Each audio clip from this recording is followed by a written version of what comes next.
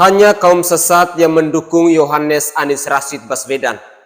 Begitulah kira-kira. Pakai kalau siap. Pak salah satu Wonderful besar Kentani. Pak anak kami Anies datang di rumah Tuhan. Dijelaskan dengan nama Yohanes. Amin.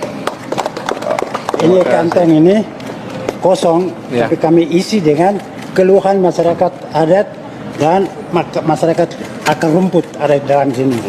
Terima kasih. Terima kasih, Yondo. Terima kasih.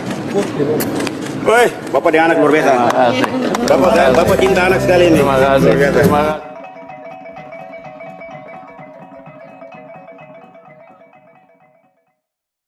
Assalamualaikum warahmatullahi wabarakatuh.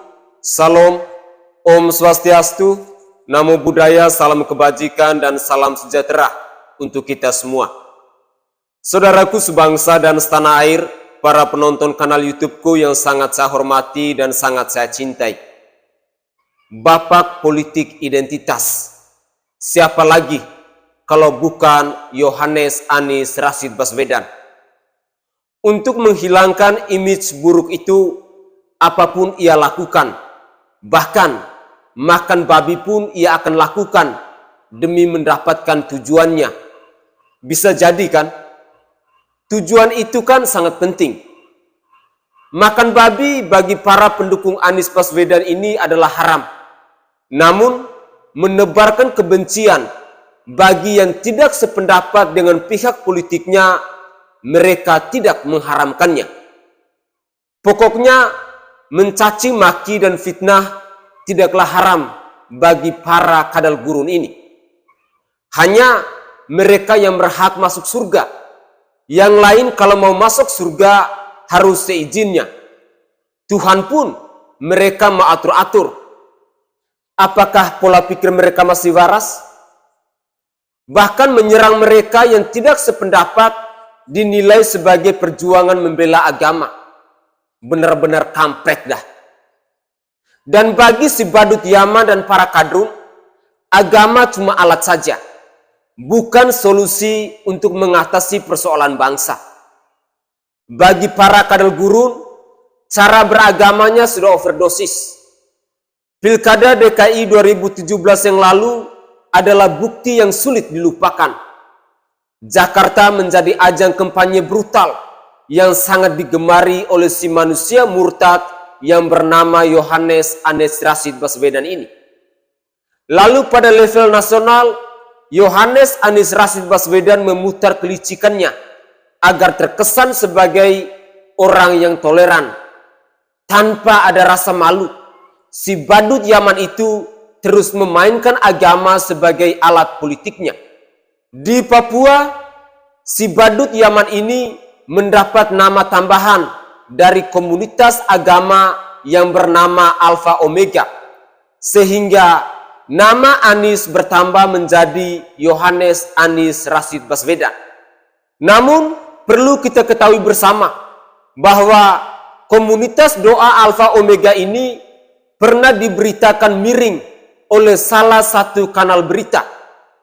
Pada berita itu dituliskan bahwa Alpha Omega diamankan aparat karena terdapat ritual sesat, yaitu ritual tanpa busana dan berhubungan intim layaknya suami istri, hingga dikabarkan ada jemaahnya yang hamil. Benar atau tidaknya berita ini jika ada komunitas agama yang terlalu dini mendukung calon presiden, meskipun secara tidak langsung, padahal belum waktunya, maka hal itu jelas terlihat bahwa ada sesuatu yang tidak beres. Kalau memang si Yohanes Anies Rashid Baswedan ini mendapat simpati dari komunitas Kristen di Indonesia pada umumnya, tentu saja sewaktu Pilkada DKI 2017 yang lalu, ia tidak akan memainkan isu SARA. Dan tanpa perlu ke Papua pun, Yohanes Anies Baswedan ini pun akan dibanggakan. Tetapi ini yang terjadi adalah sesuatu yang sangat janggal. Maka siapa saja komunitas agama yang terlalu cepat mendukung si badut Yaman ini, maka patut diduga itu adalah settingan atau bayaran. Agamawan seperti itu sangat berbahaya, bisa menghancurkan negara hanya demi dunia. Padahal inti dari agama adalah bicara masalah akhirat atau kehidupan yang lebih kekal setelah kematian, sehingga hidup di dunia ini perlu ada keseimbangan yang pas. Tapi rupanya kadrun bukan hanya dari kelompok PA212. Ternyata di komunitas yang menamakan dirinya pengikut Yesus pun ada.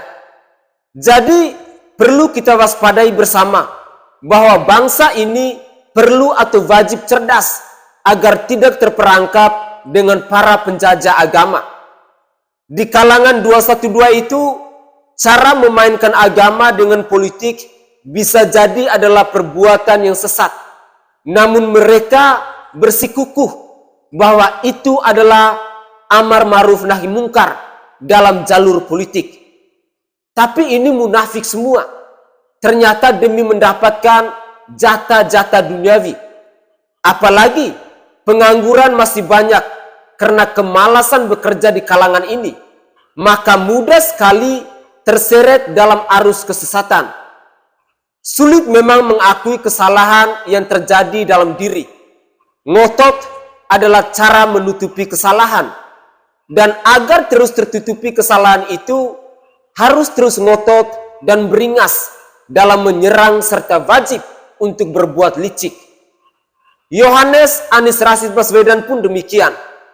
Ia tahu dirinya sudah salah selama masa Pilkada DKI 2017 yang lalu. Bahkan pada saat menjabat gubernur pun, ia enggan untuk memperbaiki Jakarta. Tapi ia ngotot dan merasa sudah berprestasi.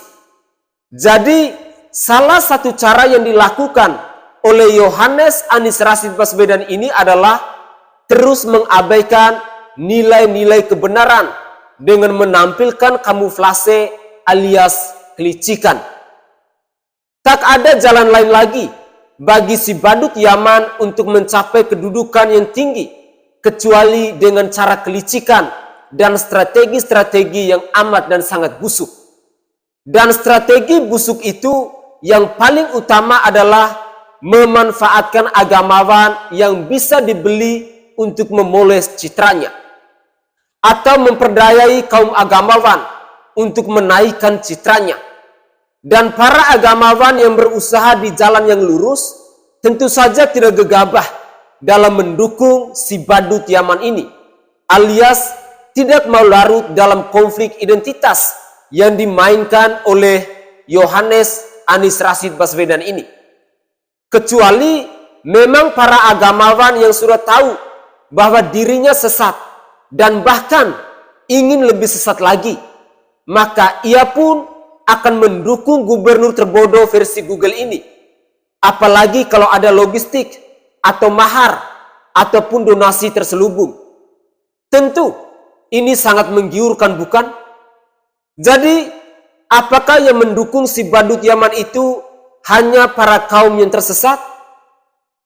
Sebagaimana Nasdrun yang sudah tersesat di jalur demokrasi dan restorasi karena gegabah dan kesusu mengusungnya sebagai capres andalannya.